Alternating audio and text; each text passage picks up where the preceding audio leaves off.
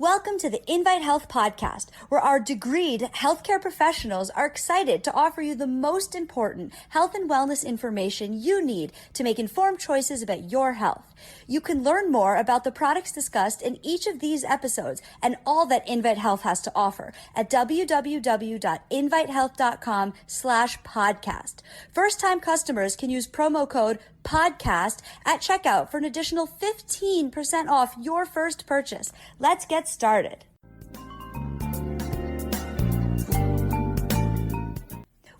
Okay, welcome to part 3 of our episode, our podcast on triglycerides. It's important to discuss all these things because triglycerides can be exceedingly dangerous when they're elevated. If they're somewhat elevated, they contribute to hardening of the arteries, coronary heart disease, and an increased risk of stroke and heart attack, and that's bad enough. But they also cause fatty liver, and they can even lead to non-alcoholic steatohepatitis, which is a kind of liver inflammation not related to viruses. It's a hepatitis not related to viruses. Hepatitis just means inflammation of the liver. It doesn't mean necessarily there's a virus involved. So you can have fatty hepatitis caused by triglycerides. They also contribute to developing pre-diabetes and diabetes, and if they're very elevated, pancreatitis. So, I mean, they're dangerous, and we have to get them down. They're not always checked, but I do see people coming in to see me that more and more frequently, from what I'm seeing, people are getting their triglycerides checked. So, thanks for tuning in today to the Invite Health podcast, part 3 of our episode, Triglycerides, are they as dangerous as elevated cholesterol, which I do sincerely believe they are. You can find all of our episodes for free wherever you listen to podcasts, or visit invitehealth.com/podcast. Please subscribe and leave us a review. You can also follow us on Twitter, Instagram, and Facebook at Invite Health. The info on this episode is linked at the episode description. So let's get going. What are the natural remedies for elevated triglycerides? Fish oils. But before we go to fish oils, let's discuss some other solutions. Niacin. Niacin is one of the forms of vitamin B3. Vitamin B3 is available in many forms. Vitamin B3 is involved with energy production. It's one of the best things for preventing cancer on the planet. It's one of the best things for slowing the aging process. Niacin is also called nicotinic acid. There's a different form in most multivitamins called niacinamide, which is also called nicotinamide. That doesn't lower your triglycerides. The one that lowers your triglycerides is called niacin. It also lowers your bad cholesterol, and it raises your good cholesterol a little bit. The problem is you're using niacin, vitamin B3, a B complex vitamin, as a drug, so they're using exceedingly high dosages, and it can be rather unpleasant. First of all, in many people, it causes a flushing effect. They get very itchy, their face gets all red, their skin gets red.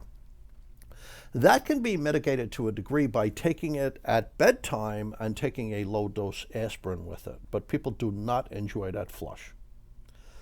Plus, niacin could be, when it's used in that high a dosage, this is a super high dosage they're using for the heart, it'll be a little bit toxic to the liver.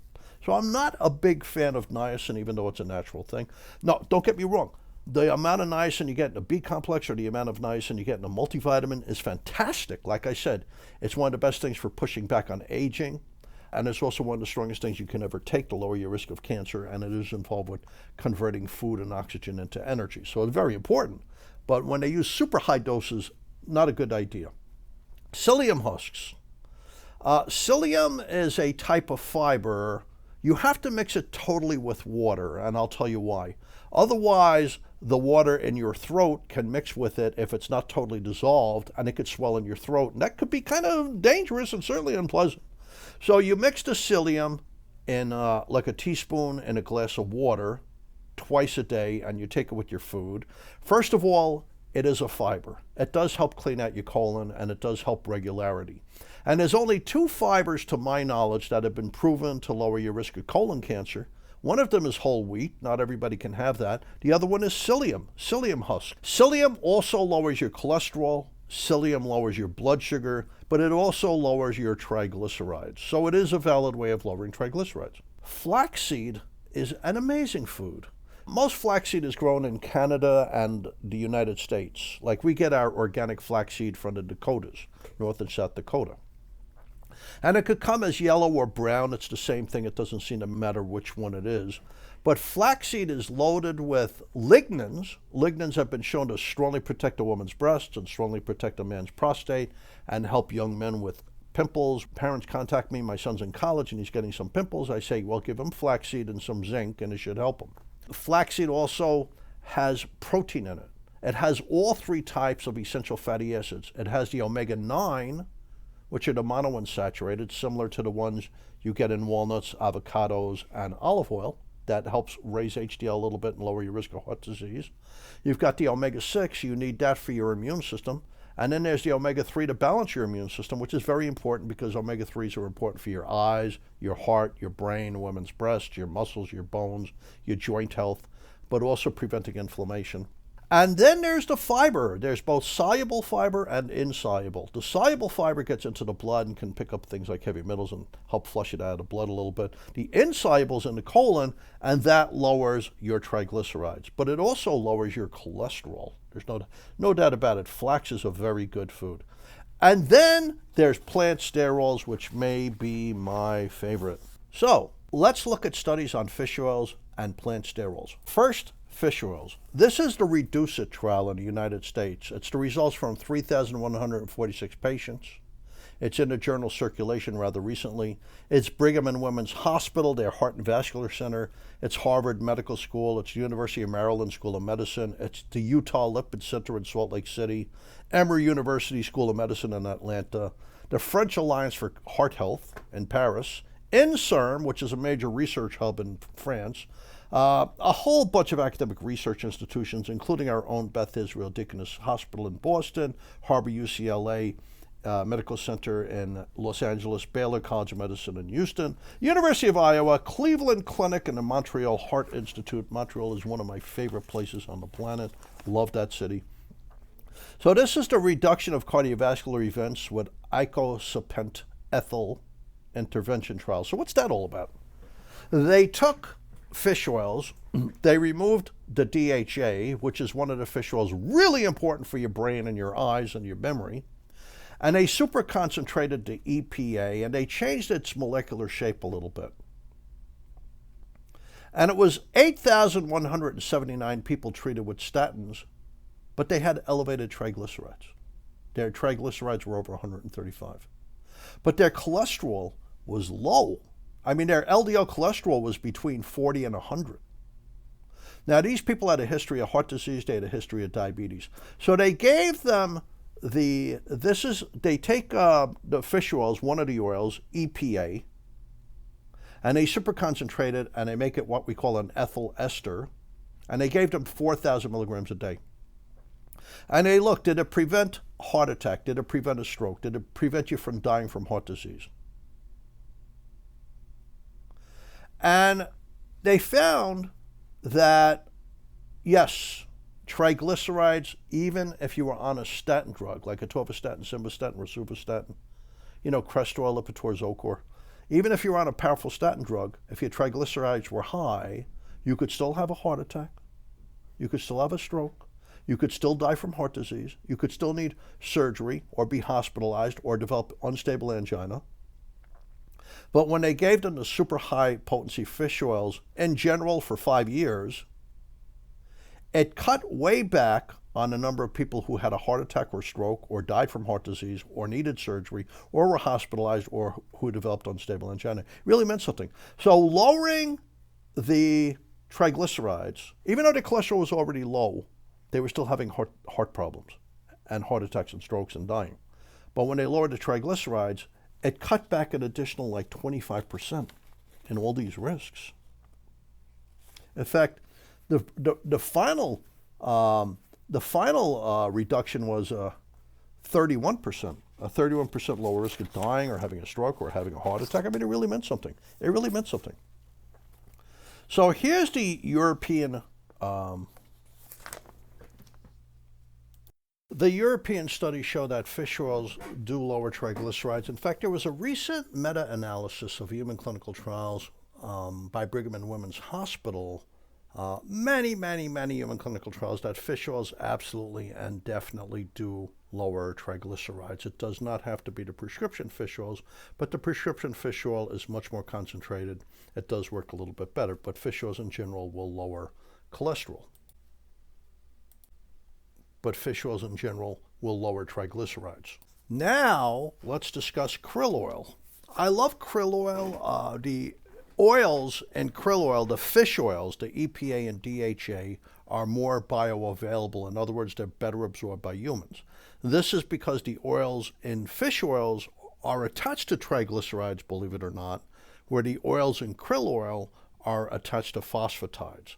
Phosphatides are very good for the liver, like the phosphatidylcholine. They're excellent for the brain and memory and mood. But the way the krill oil supplies its fish oils, it's excellent for lowering cholesterol and for lowering triglycerides. So here are researchers from South Korea. It's in the journal Nutrition Review. They're comparing studies on fish oils to krill oil. Does it make a difference? And they said krill oil is a good source of fish oils attached to phospholipids, I'm translating as I read, and has greater bioavailability than fish oil, which contains fish oils attached to triglycerides, just what they said, like I said. So they looked at 64 human clinical trials, placebo-controlled randomized human clinical trials, state-of-the-art trials. Krill oil worked as well as fish oil. There was no difference. If you had 1,000 milligrams of fish oils in krill oil or 1,000 milligrams of fish oils in fish oil capsules, they lowered your triglycerides. Krill was a little better, where the fish oils lower your triglycerides by 9 milligrams per deciliter. The krill oil was stronger. It lowered it by 10 milligrams per deciliter, so slightly more advantageous. But they found that krill absolutely lowered triglycerides up to like 40 points, lowered bad cholesterol, LDL cholesterol, by somewhere between 6 to 12 points, raised a good cholesterol between 4 to 7 points, and lowered total cholesterol slightly. So krill and fish oils were neck to neck with triglycerides, but krill also raised good cholesterol, something fish oils cannot do. So here's a systematic review and meta-analysis, also in the journal Nutrition Reviews. It's University College London Medical School, the University of Bologna, Aristotle University of Thessaloniki in Greece, and the University of Palermo in Italy, plus a bunch of other academic research institutions. And they wanted to see, does krill really work for blood fats? Does it really work? So they did a systematic review, which means they go through all these electronic databases like PubMed and Scopus. And then they cull out all the studies looking at krill oil and blood fats. And then they go through the studies and see which ones are well designed and accurately reported and lacking bias and very accurate. And they put the good ones together. They get rid of the ones that are not as good. So they picked 7 studies, 662 people. Krill lowered LDL cholesterol in general by 16 points. That's good. It lowered triglycerides 22 points in general. And it raised HDL 7 points, which is a winner. I mean, HDL does a bunch of things for your blood. HDL sucks the fat out of your heart, the bad cholesterol. When it gets lodged in the blood vessels of the heart, HDL pulls it away. It's called reverse cholesterol transport. So that's one good thing. The second thing is it's a very powerful anti-inflammatory agent. When it's loaded with something called PON1, that helps prevent damage to the arteries inside your heart to help prevent heart disease. And the third thing is HDL good cholesterol distributes powerful antioxidants throughout the body that protect the brain, the eyes, the heart, the breasts, the prostate, the skin, like lycopene, the red stuff in tomato sauce, and lutein, the orangey amber stuff that's in green leafy vegetables like kale and broccoli and spinach. So it's raising HDL, which is a very good thing, in addition to lowering LDL cholesterol and in addition to lowering triglycerides. So krill can help out. Plus, krill is fantastic for your brain. But then there's another kind of fat called sterols. Sterols are very interesting.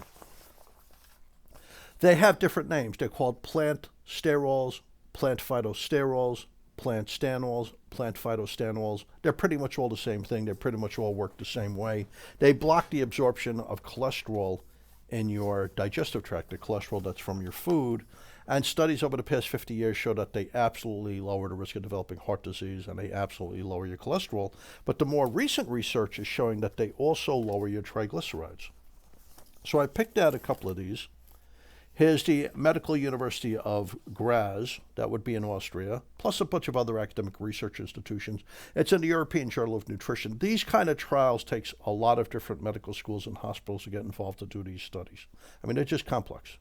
So what they did, they took a spread, like a butter or a margarine, and they added fish oils and plant sterols to the spread.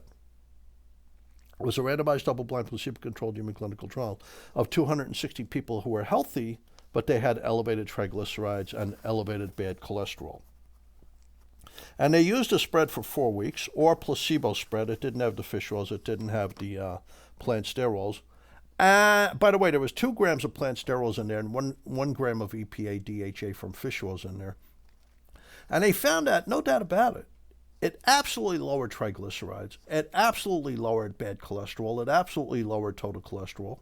But it also lowered apolipoprotein B, which is a good thing. Apolipoprotein B is the thing in the bad cholesterol and the LDL that makes it sticky and invasive. In other words, the more apolipoprotein B inside the bad cholesterol, the more dangerous it is. So it really meant something.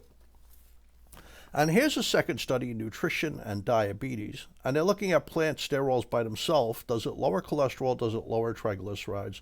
In people with diabetes. This is Unilever Research and Development in the Netherlands and Commonwealth Scientific Research Organization in Adelaide, Australia. It's a double-blind, randomized, placebo-controlled human clinical trial. So it's state-of-the-art, gold standard human clinical trial. 161 people who either had diabetes or were at big risk of developing diabetes. They had pre-diabetes. And they had phosphatidylserine, 2,000 milligrams a day for 6 weeks. And here's the results. Not only did it lower the bad cholesterol, but it lowered their total cholesterol and their triglycerides significantly. So here's the take home. Here's something to do. Get your triglycerides checked. It's really, really very important. And if they're elevated, you have to watch your sugar intake, any sugar. Sugar from potatoes and pasta and bread, sugar from cereal, but especially the sugar you get from added sugar, from high fructose corn syrup that they add to a lot of processed foods that you get in the supermarket, and from sugary drinks, whether it's fruit juice or a can of cola, soda, doesn't matter. That's the worst thing for you. And also watch your alcohol intake.